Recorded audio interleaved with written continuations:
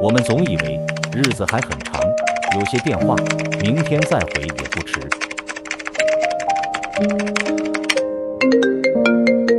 What？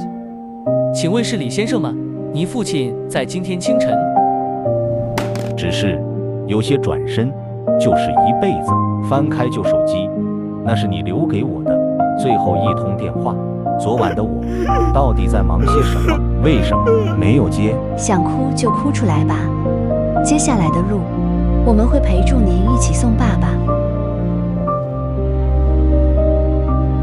谢谢您，我们不知道该说什么。节哀顺变。我想，你已经到了那个没有病痛、充满光芒的地方了吧？